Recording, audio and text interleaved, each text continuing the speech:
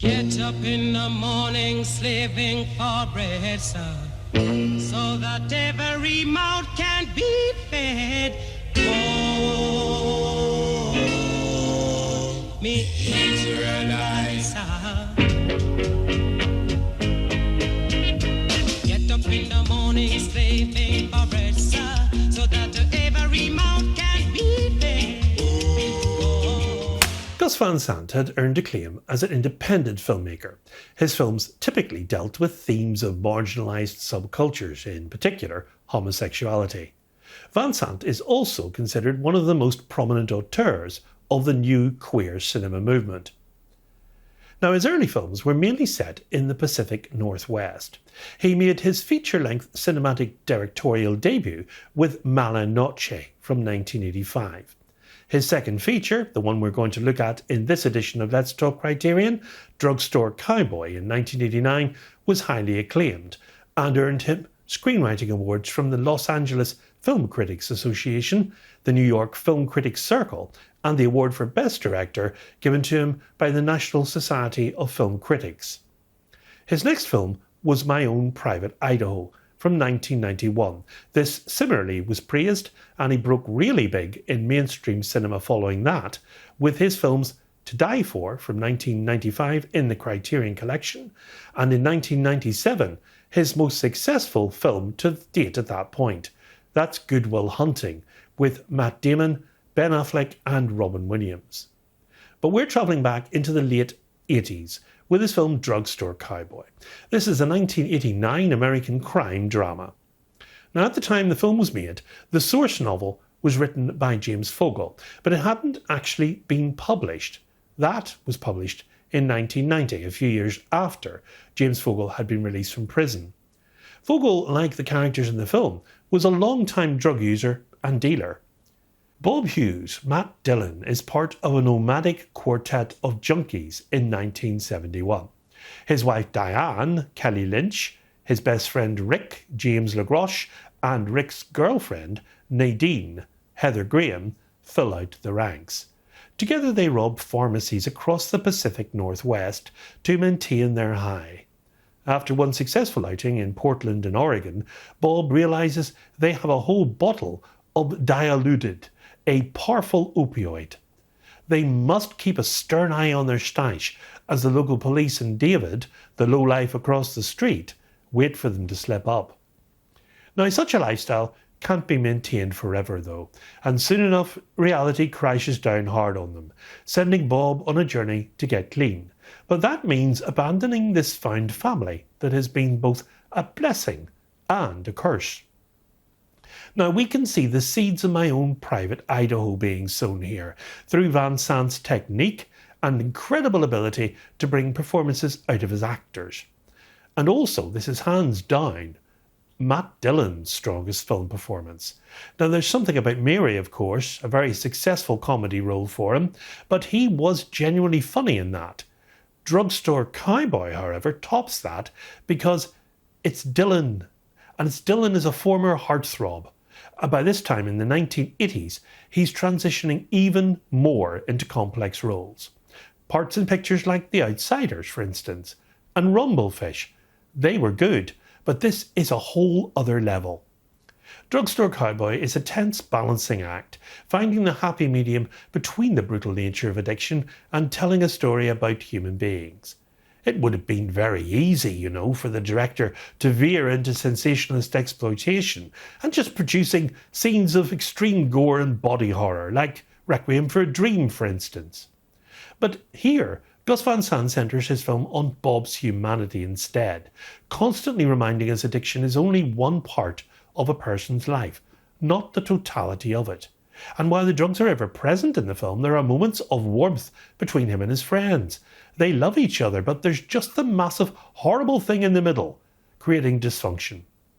Now, set in beautiful Portland in Oregon rather than the token ghetto, and peppered with everyday dialogue and everyday events rather than the usual moralising hysteria that tends to come with this territory, the acute air of realism only flags in the last half hour with Bob's unexplained and wholly unexpected conversion to a quiet, drug-free way of life.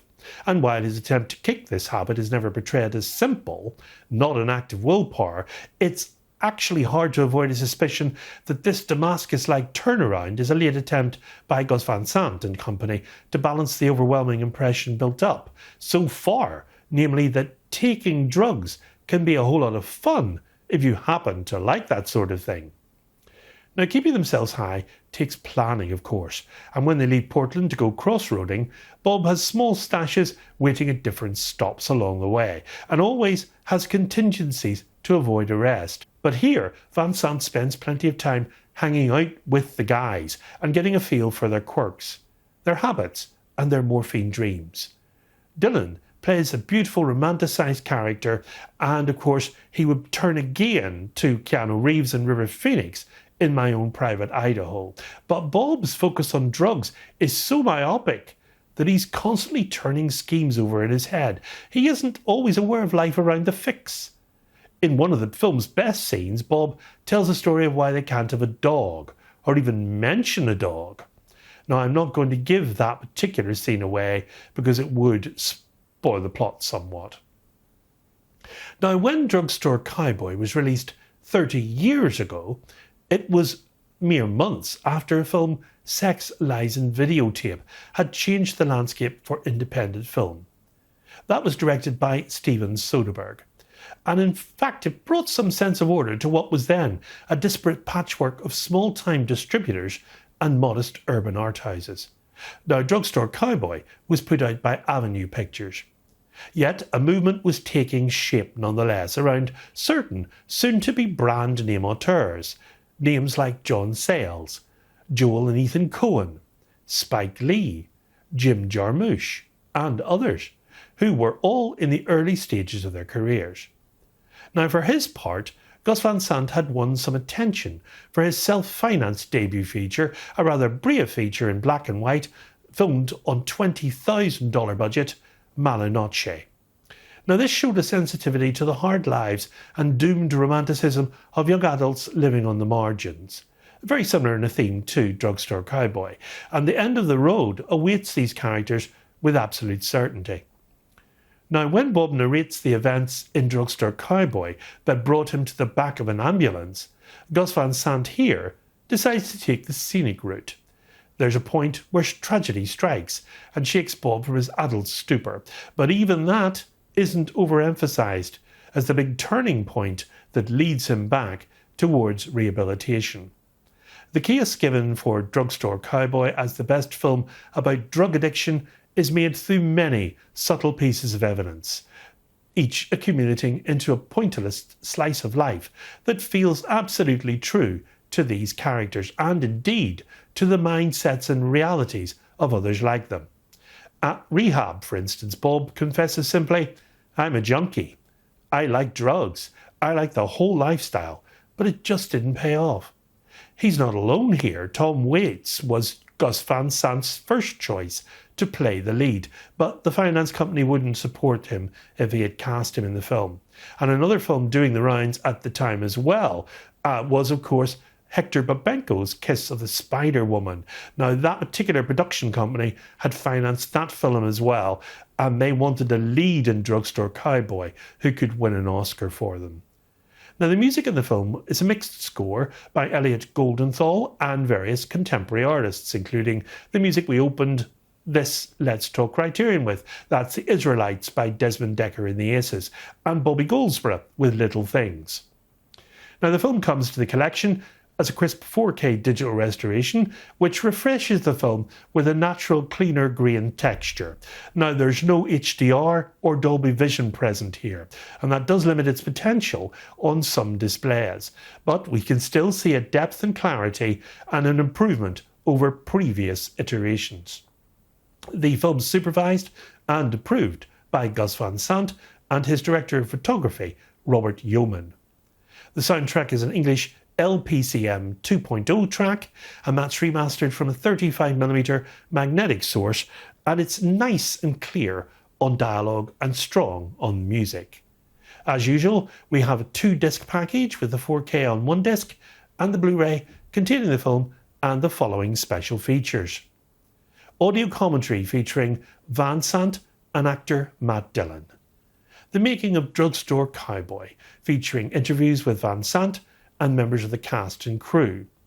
New interviews with Yeoman and the actor Kelly Lynch.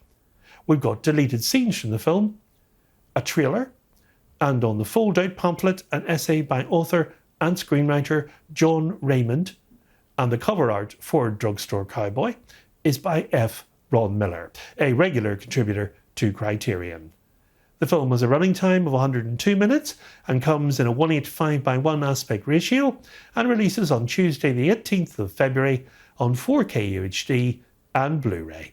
There's no DVD release on this title though, and the spine is 1251.